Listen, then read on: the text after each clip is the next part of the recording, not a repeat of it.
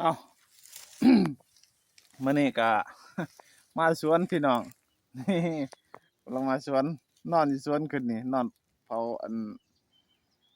ย่านงัวกินมันพี่น้องเนาะสิแม่นคับเช้ามื้อนี้ก็สิมีนิทานหนึ่งเวลาว่างๆสิเว้าให้เพื่อนลูกเพื่อนหลานเนาะให้ฟังเนาะก็สำหรับคลิปนี้สองเฒ่าผัวและเมียเขานอนสวนหรือนอนเรือนเนาะอ่าของผู้เฒ่า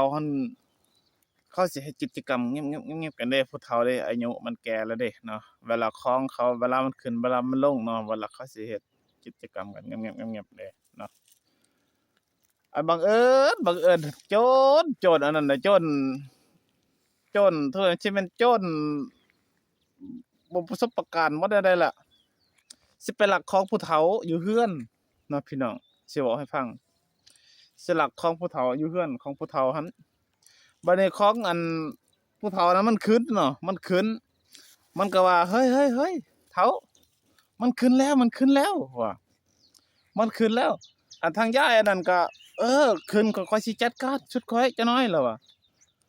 ให้มันขึ้นหั้นแหละให้มันขึ้นแล้วหมอโจรว่าสิไปลักของมีค่าเด้ของสิ่งที่มีค่าเด้ในเรือนเราเด้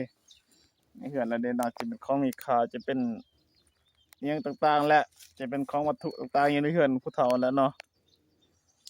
พอดีโจรหั้นได้ยินผู้เฒ่าว่ามันขึ้นแล้วพอดีลงโจรก็พอดีลงย้านเด้ย้านผู้เฒ่าเขาสองคนเขานอนนำกันอยู่หั่นเขาว่ามันขึ้นมันลงเขาก็ฮู้เนาะแท้จริงมันบ่แม่นเอาของผู้เฒ่าหั่นมันขึ้นเนาะมันขึ้นเขาสิเฮ็ดกิจกรรมเงียบๆเด้หมอโจรบัดย้านหมอโจรบัดย้านว่าเอ้ามันขึ้นก็ค่อยขึ้นยามใดสิไปลักของก็ฮู้บัดตอนค่อยลงมันก็ฮู้ เจอว่าของผู้เฒ่านั้นมันลงอีกบัดนี้เนาะมันลง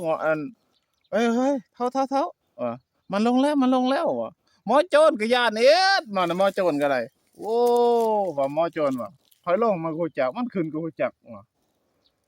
ก็เลยโจรตัวนั้นเลยบ่ได้ลักของผู้เฒ่าผู้แก่เพิ่นหั่นเนาะบ่ถือว่าปล้นบ่สำเร็จนะย้านคนเฒ่าโอ้เขาว่าเป็นหยังได้ย้านคนเฒ่าเขาว่า แท้จริงมันบ่แม่นหมอโจรน่ะเข้าใจผิดแท้จริงของผู้เฒ่ามันขึ้นบัดตอนเพิ่นขึ้นน่ะบัดของผู้เฒ่ามันขึ้นบัดนี้เนาะมันขึ้นว่าเขาสิเฮ็ดกิจกรรมกันได้เงียบๆเลยหมอโจรแล้วปบอันนี้โต้นเตะเฮือดไปเลยบัดนี้แล้วเนาะ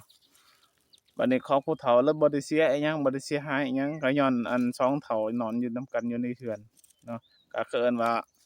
เฒ่านอนนำกันสามารถปราบโจรได้หมดเนาะ ปราบโจรได้เนาะอันนี้ทั้งนิทานนี่จะพาเลื่อนผ่านพี่น้องฟังให้จบก่อนเนาะเอาก็ประมาณจำนี้แหล้วมื้อหน้าสิเว้าให้พี่ให้น้องฟังอีกเว้าเรื่องนิทานเนาะ